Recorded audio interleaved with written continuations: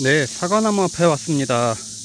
보이시는 거는 부사 사과나무인데요. 제가 정원 이렇게 한 켠에다가 두 그루를 이렇게 심어서 지금 키우고 있습니다. 가운데는 알프스 오토메를 키우고 있고, 이렇게 키우고 있는데, 와, 오늘도 날이 무지 덥네요. 정말 35도까지 올라가는 정도의 날씨인데, 그 날씨에 이렇게 사과가 큰다는 게 신기할 정도입니다. 이 사과는 정말 선선한 곳에서 커야 되는데, 그래서 그런지 장마가 끝나고 나서 보니까 이렇게 잎이 이 갈반병 같아요. 갈반병처럼 이렇게 이제 잎이 노랗게 들어서 떨어지는 애들이 있어가지고, 오늘 아침 일찍 소독을 한번 해줬습니다.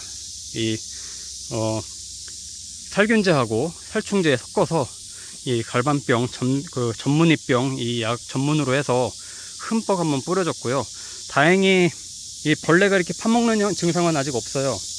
지금 워낙 더워서 그런지요, 벌레도 잘 안 보입니다. 솔직히 밤에 보면 모기도 없을 정도로 굉장히 덥잖아요.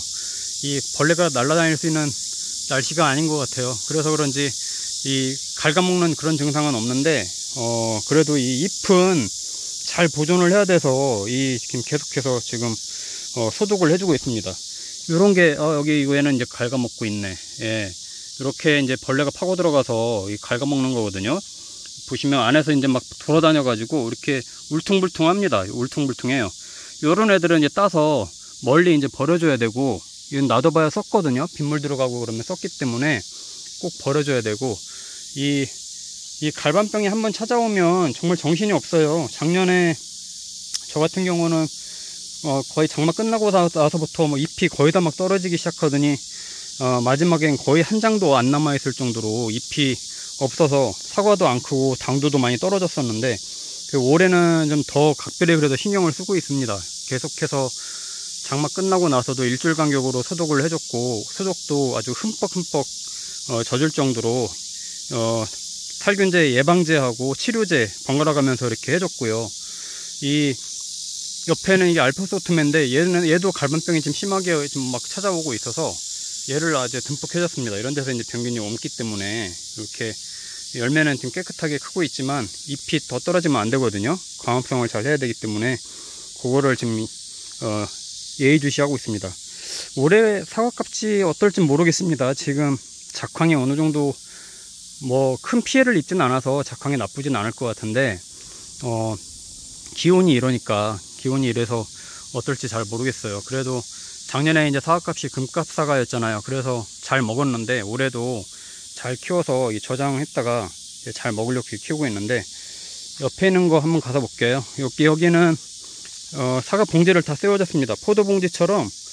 하도 작년에 이쪽 나무는 나뭇잎도 적지만 충에 특히 이제 아까처럼 이제 구멍 뚫고 들어가서 파먹는 벌레들이 굉장히 많아가지고 아예 그거를 차단을 한 건데, 이렇게 보이는 애들은 봉지를 세웠는데 봉지가 저번에 장마철에 비바람에 날아간 거예요. 그냥 이렇게 놔둔 거고, 이렇게 이제 세워서 놔두니까 조금 아마 그런 현상은 없을 걸로 보이는데, 대신에 잎이 더 이상 이제 갈반병이나 전문이병, 탄저병이 생기지 않게 살균제를 좀 잘 해줬고요. 특히 사과나무는 살균제를 잘 해줘야 됩니다. 그래서 앞으로 얘는 수확하는 데까지 11월 말, 12월 초, 보통 설에 한번 맞추고 이제 따거든요. 그러면 지금 이제 8, 9, 10, 11, 한 4달 정도 남았는데, 4달 정도 사이에 이제 나뭇잎이 광합성을 잘 해서, 알도 커지게 하고, 예. 그리고 이제 가을 되면 이제 빨갛게 익어가게 해야 되겠죠.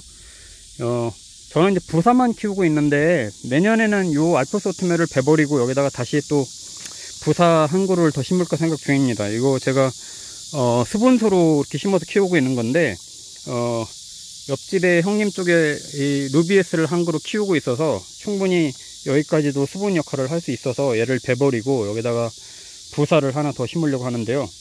야, 정말 요즘 여기 충남 예산이거든요. 예산 사과가 굉장히 유명한데, 앞으로 이 충남 예산에서도 이런 기후 여건에서 사과를 키울 수 있을지가 의문입니다. 의문. 정말 갈수록 아열대 기후로 가면서 병충해도 많이 생기고요. 예, 특히 이 장마철에는 습하니까 그때 이제 병충해가 더 많이 오는데, 그래서 저는 더 굉장히 많이 신경을 썼거든요. 근데 이제 보통 이렇게 이런 식으로 뭐 타 들어가는 것처럼 이렇게 생기다가 이게 이제 병으로 이제 말라서 이제 죽거든요. 그 살충제, 살균제 잘 섞어서 해줬음에도 불구하고 이게 앞으로 어떻게 될지 좀 걱정이 됩니다. 최대한 잎이 많이 붙어 있어야 사과는 당도도 높아지고 알도 커지거든요. 그 부분을 가장 중점적으로 저는 키우고 있습니다. 이 사과나무, 이제 저희 같은 일반 사람들이 사과나무 키우는 거는 많은 분들이 영상이나 블로그 이런 거 보면서 참조를 하시겠지만, 저는 뭐 크게 두 가지만 신경 씁니다. 가지를 최대한 옆으로 뉘어서 키우려고 하는 거. 그러니까 이 가지 유인을 옆으로 뉘어서 이 꽃눈이 많이 형성되게끔 하는 방법을 이제 가장 첫 번째 우선시 하고요. 왜냐면 몇 번 설명드렸지만 사과나무는 이 가지가 위로 뻗어서 올라가는 애보다 옆으로 유인을 했을 때 내가 더 이상 크지 못하겠구나 하는 생각 때문에 열매를 맺어서 떨어뜨리려고 하는 본능이 생깁니다. 그래서 옆으로 뉘어서 키우는 거고요. 그 부분 가장 신경 쓰고, 두 번째는 이제 겨울에 가지치기 할 때 사이사이에 통풍과 햇빛이 잘 들어가게끔 그 전정만 해줍니다. 저도 뭐 이 사과나무에 대해서는 전문가가 아니어가지고 아주 뭐 세밀하게는 못하지만, 그래도 이 빛이 들어갈 수 있는 공간, 그리고 바람이 통할 수 있는 정도의 이 공간 확보, 요 부분만 염두하고 가지치기를 해주고 있어요. 요 두 가지를 가장 신경을 쓰고 있는 거고요.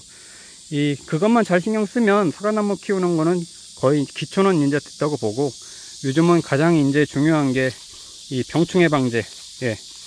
병충해 방제가 가장 크죠. 저도 이제 도로 옆에 이 마을에 이렇게 왔다 갔다 하면서 사과나무 심은 곳을 이렇게 보면, 확실히 좀 이 사람 손을 탄 거와 안 탄 거와 차이가 많이 납니다. 소독을 많이 하거나 또 이렇게 적과도 처음에 잘 해주고, 순치기, 가지치기를 해준 거하고 안 해준 거하고는 점점 달라져요. 왜냐면 이게 썩어 들어가거든요. 습한 곳에 막 있으면 가지끼리가 서로 겹쳐 있고 막 그러면, 습하다 보니까 거기서 병충해들이 발생이 돼서 막 썩어 들어가고 떨어지고, 또 거기서 또 다시 또 병충해가 또 창궐하고 반복되는 거죠. 그렇게 해서 이제 괜히 나중에는 먹을 수 있는 사과가 거의 없을 정도로 그렇게 되는 걸 많이 보는데, 이 사람이 조금만 신경만 쓰면 나중에 수확할 때 확실히 그 보람을 찾을 수가 있거든요. 그런 거 염두에서 이제 키우면 아주 재밌습니다. 그래서 저는 정원이 있으면 꼭 이렇게 한 켠에다가 사과나무 한두 그루는 심으면 좋겠다라고 하는 걸 권장을 계속 드리고 있어요. 굉장히 아주 가성비도 좋고 공간 활용성도 좋고, 일반 그냥 조경소보다는, 뭐 앞에 이게 에메랄드 그린입니다만은 저런 걸로만 그냥 뺑 둘러서 심는 것보다는 이런 과일나무 몇 그루 심어 놓으면 돈 버는 거죠. 돈 버는 거죠. 이것도 안 사먹어도 되니까. 이 한 그루에 지금 대충 세보니까 한 150개 정도 열렸거든요. 또 저쪽에는 게 150개. 그러면 한 300개 정도만 돼도 온 가족이 겨우 내내 먹고도 남죠.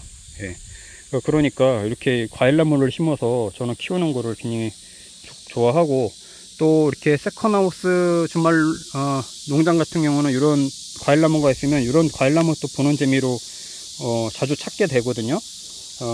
그냥 조경수로만 울타리만 돼 있으면 뭐 오늘은 가지 말지 하는데, 또 이런 과일나무가 있으면 자주 찾게 됩니다. 자주 발걸음을 옮기게 유인하는 어떤 그런 또 특징이 있어서 과일나무를 잘 키우고 있어요. 저는 저쪽 끝에다가는 몇 번 보여드리고 있는 포도나무 저쪽에 이제 심고 있는데, 물론 앞쪽에는 이렇게 에메랄드 그린 심어서 이 울타리를 했지만은, 이런 공간은 이렇게 사과나무를 키우고 있습니다. 이제 열과가 생길 수 있을 것 같아요. 지금 햇빛이 너무 뜨거워서 아침부터 30도 이상 올라가고, 낮에 햇빛이 쨍하면 굉장히 이제 이 햇빛에 바로 직접 닿으면 열과가 있어가지고, 그런 부분들은 이렇게 봉지를 씌워서 이렇게 열과가 바로 될 것 같은 애들은 좀 씌워서 방지를 해줬고요. 그래도 이렇게 나뭇잎 밑에 있는 애들은 열과가 덜 하죠. 나뭇잎 그늘 때문에라도 좀 덜한데, 햇빛에 직접 닿는 애들은 이런 애들은 좀 불안하죠. 열과가 생길 수 있기 때문에 이렇게 봉지를 좀 씌워준 겁니다. 뭐 소독하는 거는 뭐 큰 문제는 없고요. 사과나무는 1년에 병충해 방제를 저 같은 경우 한 14번 정도 해줬는데, 올해는 좀 더 한 것 같아요. 한 20번 정도 할 것 같아요. 근데 수확하기 한 달 반 전까지 소독만 해주면 사과 먹는 거엔 전혀 지장 없습니다. 근데 그 전까지도 계속해서 벌레들의 공격이 있고 그러기 때문에 소독을 안 하고는 웬만큼 수확을 하기가 어렵기 때문에 어쩔 수 없이 이렇게 하고 있거든요. 특히 이런 사과나무는 유기농으로 키우기는 매우 어렵고 반드시 살균제, 살충제를 해줘야만이 온전한 사과를 따먹을 수가 있으니까 그 부분만 잘 챙기시면 될 것 같아요. 자, 주말농부가 이렇게 이제 사과나무 키우는 것도 공유드리고 했는데, 사과나무 키우는 비결이라기보다도 왜 이걸 키우는지, 또 어떻게 키우면 재밌게 키울 수 있는지, 그리고 최다 수확을 하기 위해서는 무엇을 신경 쓰면 좋을지, 우리 일반인 관점에서 설명드렸으니까 참조하시면 좋을 것 같습니다.